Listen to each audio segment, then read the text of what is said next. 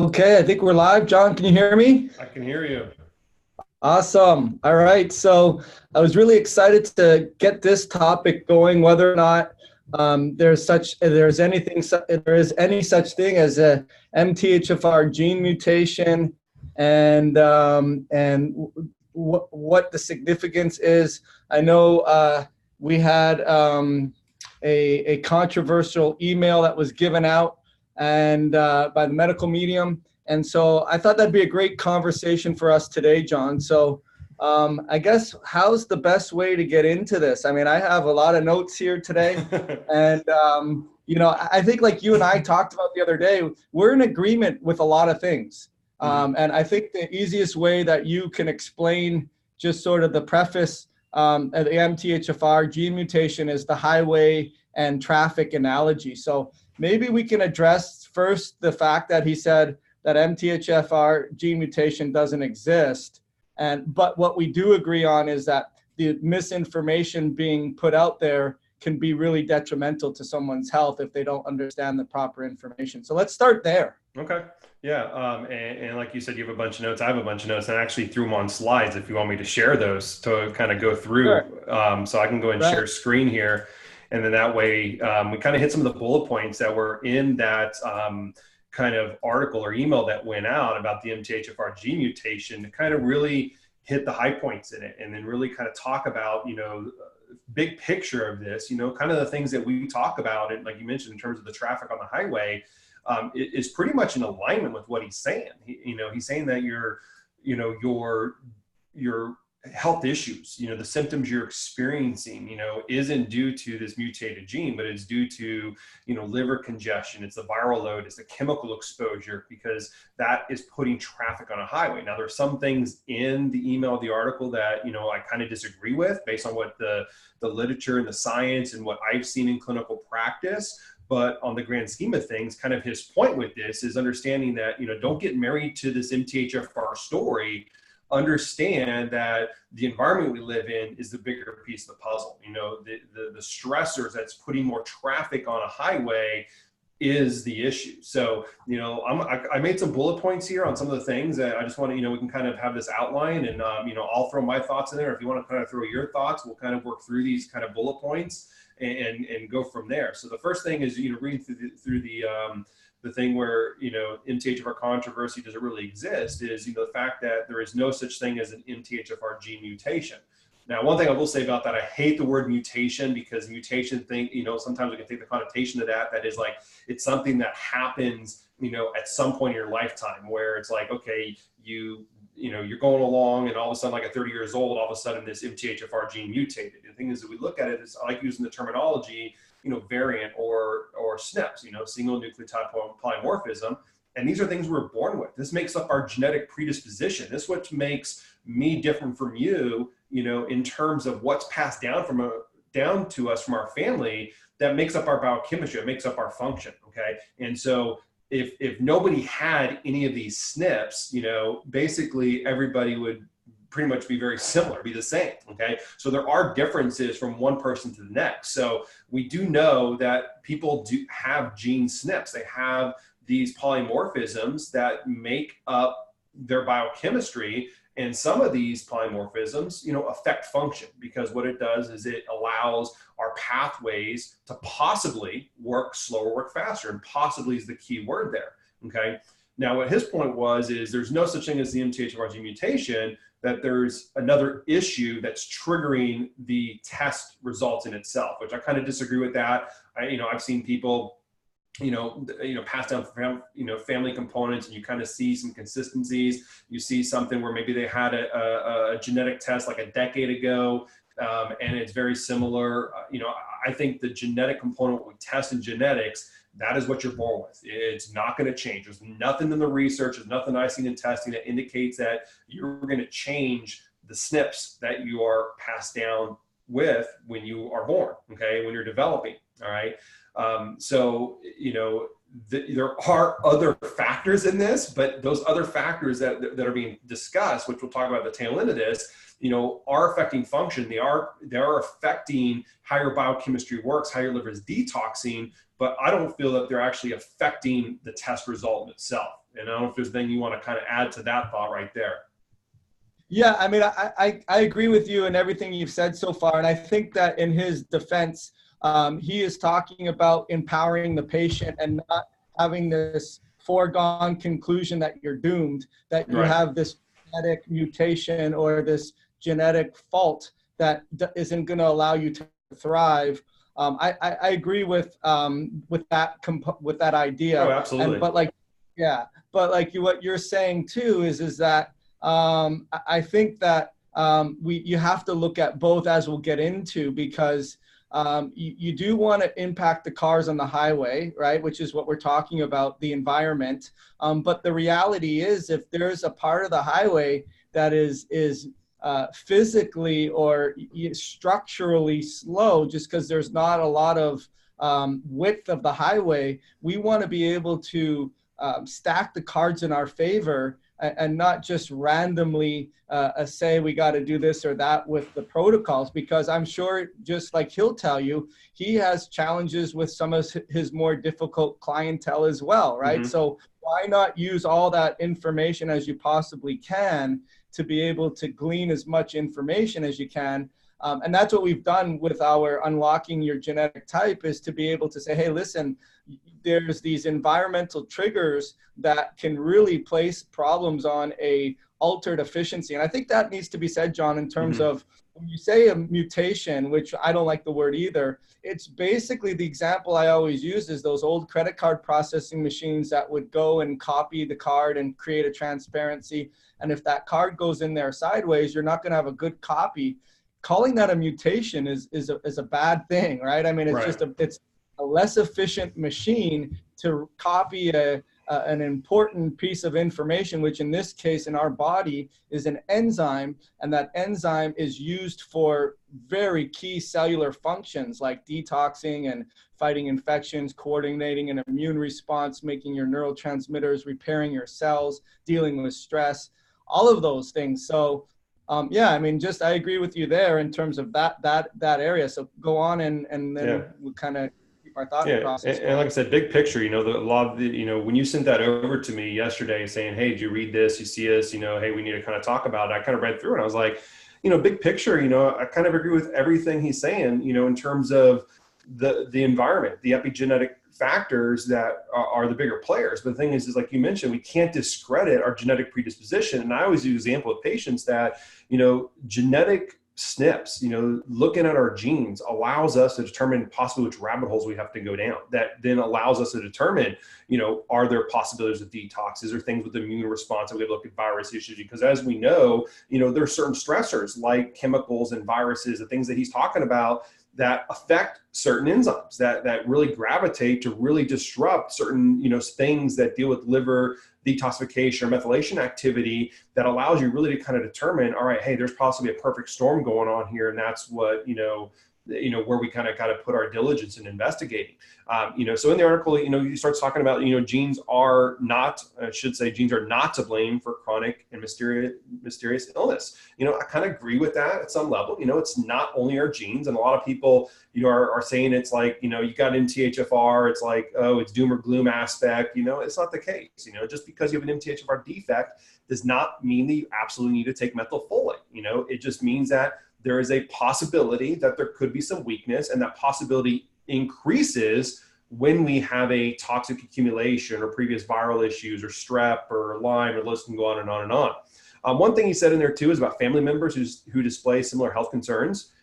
This is not there's no genetic component. I kind of disagree with that, because if you've got a family history of people with the same complaints that are passed down from generation to generation, I agree that some viral components and things would be passed down through vertical transmission and all that stuff. But the thing is there's got to be a genetic component. That's just kind of a common sense thing. If you've got a family history of X, Y, or Z, yes, there's a genetic component. And we look at genetic testing, you start seeing that, wow, there are SNPs, there is genetic weakness that we're predisposed to, that has been passed down that can correlate that, because that allows us to really hone in and narrow down the rabbit holes to really streamline, what we're looking at in terms of address thing.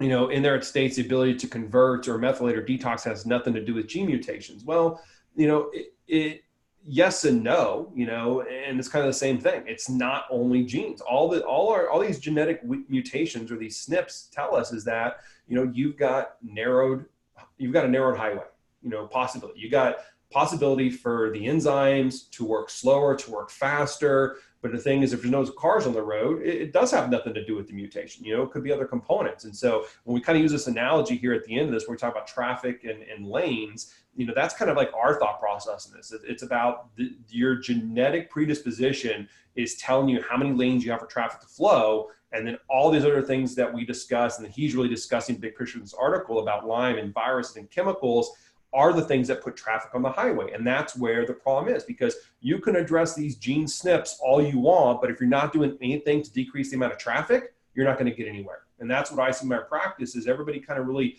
gets married to the genetic aspect and thinks like they found all the answers, although it does give you a whole lot of insight. But if you've got a bunch of cars on the road, you got a tractor trailer that's turned over on the highway, you can support that gene SNP all you want, and you're not going to get very far. Okay.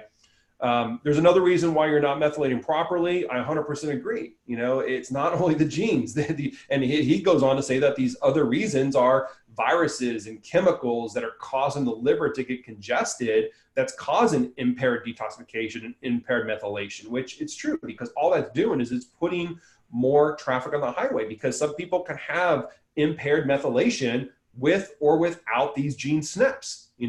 You put enough cars on an 8-lane highway, traffic's eventually going to slow down and stop. All right.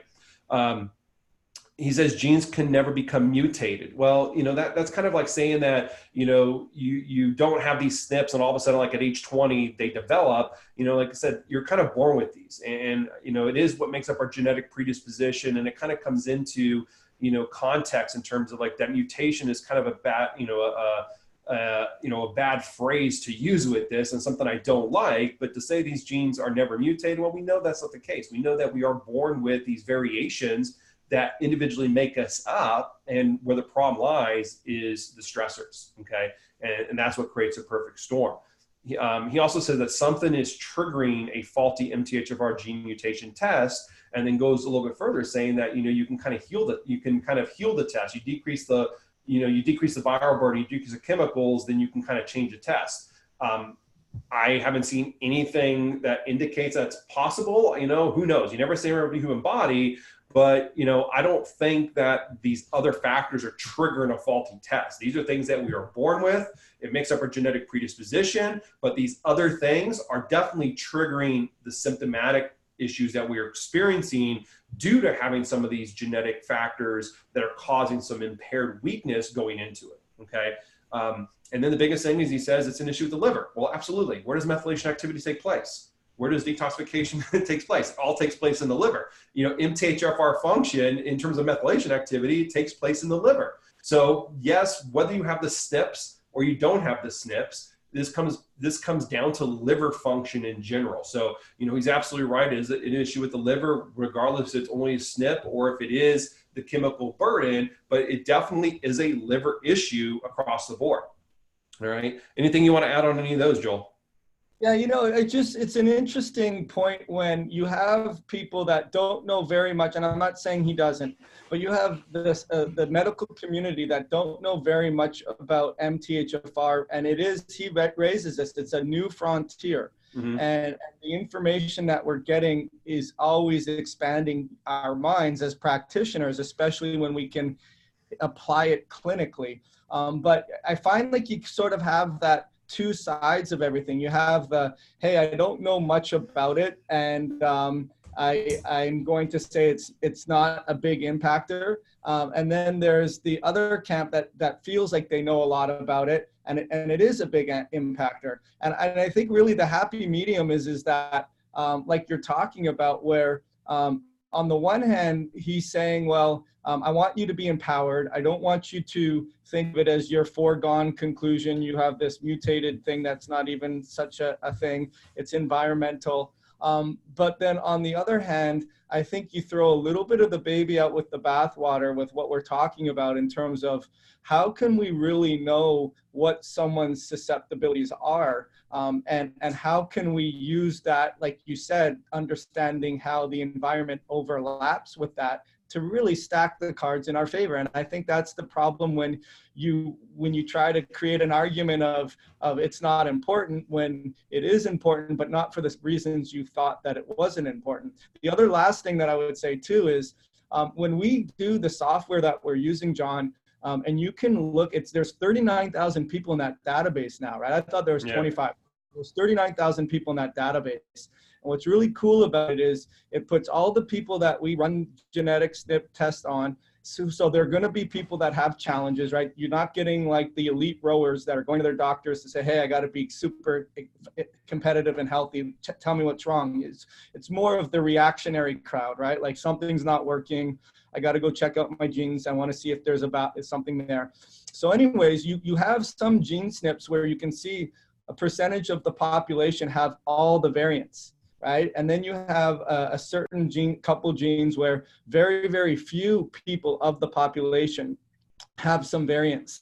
And so what I've come to conclude on that, John, maybe you can tell me if you agree or not, is some of these gene SNPs were actually environmentally favorable, right? I mean, they were things that helped us survive, right? Yeah, if absolutely. we warrior-like genes that allow us to maintain a fight or flight for a longer period of time with lack of nutrients, lack of food, lack of shelter, lack of whatever, and it meant we survived, then great. But here's what's happened now is that I don't think we really envisioned all of these cars that we were putting on the highway or these environmental triggers that were going to make us put this potential load on these evolved gene SNPs that were sort of passed down from generation to generation. And now they're not as favorable anymore. They're going off all the time, right? Because of these other environmental triggers. So I just kind of wanted to put that in there as well. So yeah, I don't know what your commentary on that is. No, I completely agree with that, because you would look at, genetic reporting, it seems like each generation looks a little bit worse in terms of the amount of SNPs that are there.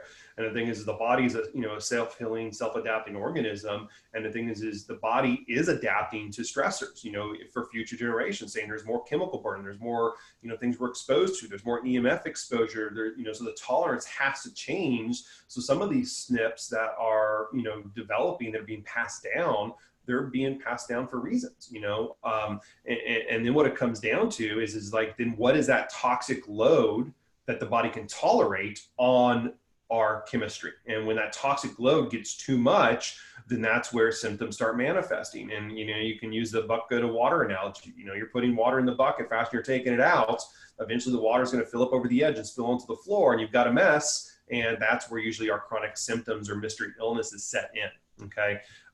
So back to a couple of things here. This is kind of, we already kind of mentioned this. Methylation problem is not due to the MTHFR gene mutation, and the positive test is due to chemicals and viral load. I really don't think the test itself, is like, if you run an MTHFR test and you come back with mutations, it's like the chemicals of the viruses cause that test to be faulty or cause that SNP. These are things you're born with. What happens is the chemicals and the viral load is putting stress on our biochemistry. And then also the possibility to reverse the MTHFR test. I have not seen one yet. I've had people that have had MTHFR, tested a decade ago because of fertility issues, something along those lines. And we run more advanced genetic tests. The MTHFR looks exactly the same. And I have not come across another practitioner that has seen any of these genetic components heal up. But like you said, never say never about the human body. And one of the goals is you're going to try and create a healthy environment for future generations. You're going to create a healthy environment for people that are trying to get pregnant and have a family, so that, hey, you can actually heal these things for future generations, so they don't pass down the weakened or mutated based variants to developing child. So here's our thoughts. I kind of list these out because this is kind of what your genetic type and kind of our thought process is about, and like we already stated a lot of these things. We are born with these SNPs. It's our genetic predisposition that makes up our biochemistry. Okay. So it's not the virus, it's not the chemical component that's causing the SNPs. It's like we're born with them. But the thing is that's your genetic predisposition. And if you have certain weaknesses there, and now you add the viruses and chemicals into the mix, then that creates a perfect storm, and then that leads to the symptoms. So the chemicals, the viruses, the liver congestion, all this puts stress on our genetic predisposition, leads to the symptoms, okay? And a lot of times, as the example of, if we have these SNPs, which we're born with, which we do, okay, And then why don't we experience symptoms from like day one? You know, it's usually, you know, later in life, you know, it's like teen years or 20s or 30s, or it's after pregnancies or after a traumatic event or after an illness that now we're left with chronic states. It's because we've built up the traffic to where now the traffic has come to a stop and we can't function. Okay. And usually the things that if people have genetic issues from day one, like, you know, like true mitochondrial diseases or things like, you know, those are things that are detected through like, you know, geneticists, and people have those chronic issues. And those aren't the people that we typically work with. The people we typically work with are the people that, hey, at some point in their life, something happened, something changed, and they're not feeling and function the way they did. Well, they went into it with these genetic factors, and now the chemicals and the viral load and liver congestion has caught up with them. That's leading to their symptoms. So these epigenetic factors express the gene mutation, okay, or express the SNPs, all right? These stressors cause these genetic factors to become relevant at some point in our life by putting more traffic in the highway, leading to decreased function and symptoms. And so it kind of goes back to this whole thought process of genetics versus epigenetics. All right. So our genes, we talk about traffic. And so if somebody's listened to this and they've never heard of us use this analogy, I'm going to use it again because it is right on par with kind of how we feel and how we think about how our genes and how our environment coexist that lead to things that we experience day in, day out. All right. So our genes basically make up our infrastructure of our biochemistry, basically how many lanes we have available for traffic to flow. So if we have a normal genetic component that's passed down from mom and dad, you can visualize that you have 8 lanes for traffic to flow. And if you have one of these mutations or these SNPs or these variants, you start decreasing the amount of lanes for traffic to flow. So if you have one parent pass down a normal gene and the other parent passed down a mutated copy of that gene, you go from 8 lanes to 4. And if both parents pass down mutated copies of the gene, you go from 8 lanes down to 1. But we talk about how much traffic's on the highway, because if there's no cars on the road, it doesn't matter if you have 8 lanes or 1, there's not an issue, right? If you got 1 car on the road, if you got 3 cars on the road, you know, it doesn't matter how many lanes because there's not enough cars to slow traffic down. But what happens is you start putting a whole bunch of traffic on the highway. It doesn't matter if you have 8 lanes, if you have 4 lanes, if you have 2 lanes, eventually that's going to get caught up with you. Now, if you just kind of think about common sense, you know, obviously if you have less lanes for traffic to flow and you start putting a bunch of cars on the highway, you know, the less lanes you have available, the quicker and the more congestion you're going to have in traffic. And that's where we use our genetics to say, all right, this is where a high probability can happen because we've got genetic weakness, because the highway narrows down and the symptoms you're experiencing, you know, really kind of falls in tune with some of these genetic factors where that highway narrows down. And now we can kind of put on our detective hat and go try and investigate Lyme and heavy metals and chemicals and viral load and how that is putting traffic on the first place. Because the whole goal is not to change the amount of lanes, because we don't think we can do that. And then thinking that we can change a test, right? Meaning that, hey, we can rerun an MTHFR gene test and think now all of a sudden it's going to be normal. We are not going to change the amount of lanes. At least we don't think we can change the amount of lanes. You're not going to go from 1 lane and then do a liver detox and then all of a sudden now you have 8 lanes. You still have the amount of lanes that are available, but what you did through the liver detox or the viral protocol, or whatever you did, is you took traffic off the highway, and now you've only got a couple cars on the road, and now traffic's working more efficiently, and so now you're recovering. Okay. That's a good point. I was just going to say, John, too, like you have to take it in context with who's the patient, right? So you think about the ones that are really with it and they've done the work, they're seeing practitioners, they're spending thousands of dollars, they've done the gut cleanse, they've done the, you know, the parasite stuff, they've done the food sensitivities, they've got off certain foods, they may have even done a Lyme protocol or a heavy metal protocol, and they're not moving the needle, right? I mean, we see these people all the time where there's got to be something that's missing, right? And so to tell them, hey, listen, don't worry about MTHFR and don't worry about the fact that you're a mutant and you're running around like, you know, an X-Men ready to join like the, you know, the evil, you know, whatever, is doing it a disservice. And I think that the people in this category